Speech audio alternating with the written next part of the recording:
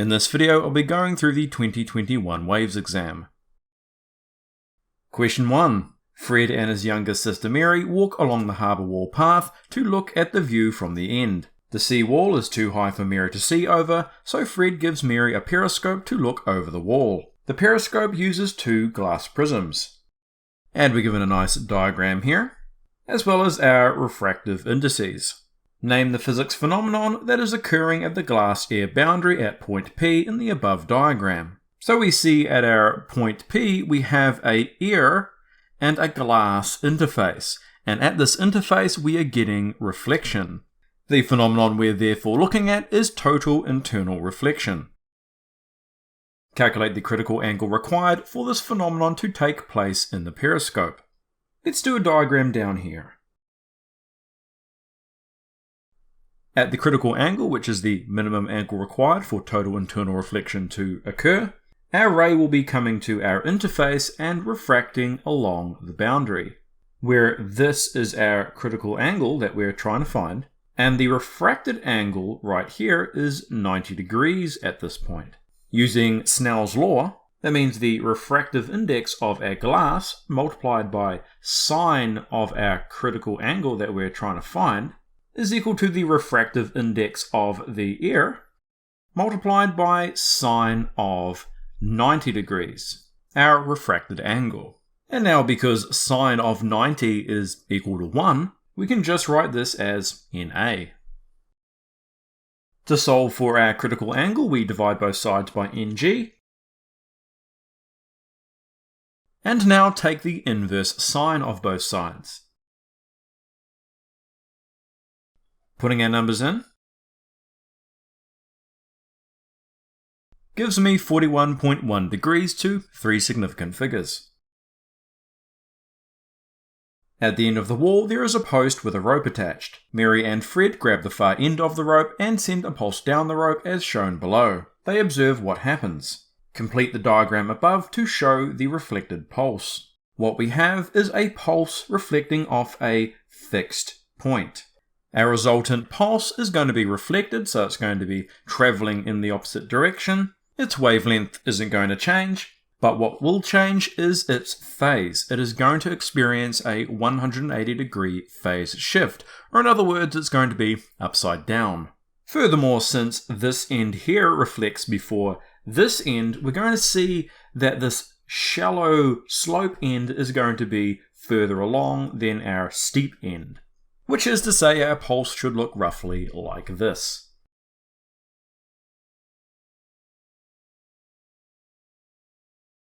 As they look over the wall, they notice that there are large waves in some areas and no waves at all in other areas of the harbour. The harbour has the design shown in the diagram below. Complete the diagram to show the waves after they pass through the gaps between the sea walls and the lighthouse. And so we have our incident waves here, we have our two gaps, and these gaps are going to behave like point sources, meaning that we're going to see circular wavefronts from each of these gaps.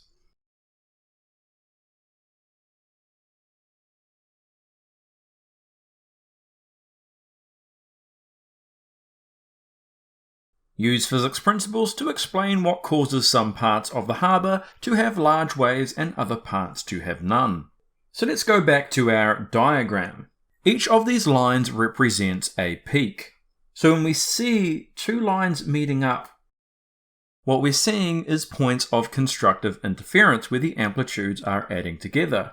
And we in fact will see this along a line because not only do we have peaks meeting here, but we also have troughs meeting in the in-between. So we have our antinodal line and another one over there and over here. Now, in between that, we have our peaks meeting a trough. So we have our peak meeting our halfway in between the two other lines. So we have a trough here. Now, what that means is that we are going to have a nodal line, a point of destructive interference, which are points where the waves are entirely cancelled. So let's try to express that below. As the waves pass through the gaps, they diffract, forming circular wavefronts. The waves from the two gaps overlap and interfere. They form a pattern of antinodal lines, where waves meet in phase and constructively interfere, resulting in a large amplitude, and nodal lines, where waves meet 180 degrees out of phase and destructively interfere, resulting in calm areas of zero amplitude.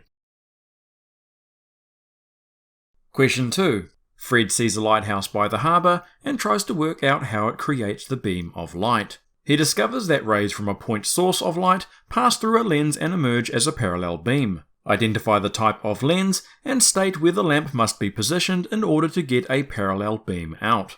First of all, the lens is a convex lens, and let's do a diagram to help figure this out.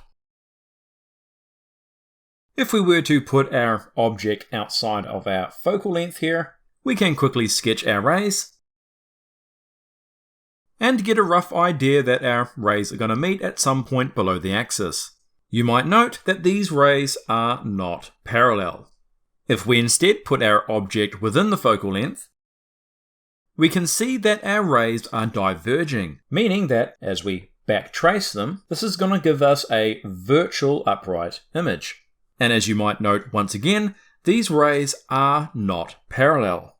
But what about the in-between? And I'm sure you can already see where this is going. What if we put our object at the focal length? In this case, drawing our rays, we see that we get the rays indeed parallel. And so this is the condition required for a parallel beam. Our object must be at the focal point. In this situation, the rays never meet, and therefore no image is formed, virtual or real. The ray diagram can be simplified to show just two rays of light as follows. Complete the ray diagram above accurately to show how the light travels as it enters and exits the lens. The way that I like to approach these problems is by first considering the wavefronts. As you might note, the bottom of our wavefront here enters the medium before the top does. What that means is that the top here in this moment is traveling faster than the bottom of our wavefront. As a result, we're going to get a rotation of our wavefronts. Something like this. If we once again draw our wavefronts, you might once again note that the top of our wavefront here is going to be traveling faster than the bottom of our wavefront, which is still in the glass medium. In this case, once again, we're going to have a rotation of wavefronts, such that, as we were told in the last question, our ray is going to come out parallel to the axis. And with our ray below, we're going to have the same situation but mirrored. Back in the laboratory, Fred shines a ray of light at an angle of incidence of 30 degrees into an acrylic block. The refractive index of air is 1. The speed of light in air is 3 times 10 to the power of 8 meters per second. And the speed of light in acrylic is 2 times 10 to the power of 8 meters per second. Show that the refractive index of acrylic is 1.5. On your formula sheet, you're going to see this trifecta equation here. We're only interested in the first two, so we can ignore the wavelength part. And we'll call our air medium our N1 and our acrylic our N2, which makes this our N1, this our V1, and this one here our V2. And N2 is the one we're trying to find. To rearrange this for N2, I'm going to first multiply both sides by N2, and now divide both sides by V2 over V1. Putting our numbers in gives me precisely 1.5. Calculate theta, the angle of the refracted ray in the acrylic, which is this angle here. To do that, we're going to need Snell's law, where the angle that we're trying to find here is our theta 2. To solve this for theta 2, we first need to divide both sides by N2, and now take the inverse sine of both sides. Putting our numbers in, where our theta 1 is our 30 here, gives me 19 degrees to two significant figures. Fred places an object 7 cm in front of a convex lens with a focal length of 5 cm. Calculate the distance of the image from the lens. So this here gives us our distance of the object, DO, and this gives us our focal length, F. What we're trying to find, of course, is the distance of our image, which is DI. So we're of course going to use Descartes' equation. To solve this for DI, it's going to be a bit of a process. I'm first going to subtract 1 over DO from both sides. What I'm going to do next is a bit of a mathematical trick. I'm going to swap this with this here. Putting our numbers in, giving me 18 centimeters to two significant figures. Calculate the magnification. To do that, we can use this equation on your formula sheet and just put our numbers in, giving me 2.6 to two significant figures. Use appropriate words selected from real, virtual, diminished, enlarged, upright, inverted to describe the properties of the image formed. The way that I like to approach this is to do a quick diagram. And so we know that our focal length is 5, and we know that the distance of our object is 7, so just outside. We know that our lens is a convex lens, and that's all we need. So if our focal length here is at 5, that means our object is just outside at 7. Doing a quick ray diagram, forming our image here, where we can see that it's clearly real, it's inverted, and it's also enlarged.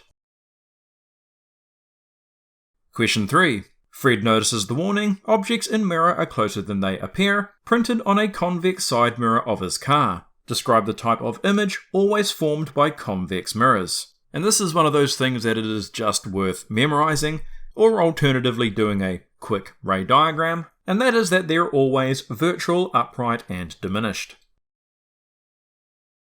Explain why concave mirrors would be no good as car mirrors to see distant objects. And so we can quickly visualize the problem with a concave mirror in this scenario. With an object very far away, drawing our rays, we can see we get an image formed here, which has two key issues. Firstly, it's upside down, not terribly useful, and it's also diminished, which is once again not ideal. So let's explain that. Images formed by concave mirrors where the object is outside the focal length are always diminished and inverted. Complete the ray diagram below to locate the image formed by a convex mirror. So let's go ahead and draw our rays. Our first ray is going to reflect symmetrically about the center of the mirror. Our second ray is going to travel parallel to the axis and then reflect away from the focal point. And as you can see, these rays are not converging, which means they converge in virtual space, so we need to backtrace them. And we can see that we get our image here, upright and diminished as they always are with a convex mirror. A car 1.5 meters high is 5 meters behind Fred. When Fred looks in his convex mirror of focal length 20 centimeters, he sees an image of the car. Calculate the distance and height of the image that Fred sees in his mirror. And so this 1.5 is the height of our object, the distance of the object is our 5 meters, and we of course have our focal length here. We can first of all use Descartes' law to find the image distance. Subtract 1 over DO from both sides. And once again with my mathematical trick, swap these two around. Putting our numbers in. And we might as well convert our distances into centimeters, making this 500 centimeters, and this one here 150 centimeters. Also, do not forget, because this is a convex mirror, that means our focal length is going to be negative 20 centimeters. Which gives me negative 19 centimeters to two significant figures. And now to calculate our height, we can use this equation from the formula sheet, which we can solve for hi by multiplying both sides by ho. Problem being, we don't know what our magnification is, so we need to find that. To do so, we can use this equation here, which just involves us plugging in our numbers, giving me 0.038 to two significant figures. Putting that into our equation over here gives me 5.7 centimeters to two significant figures. And we're done.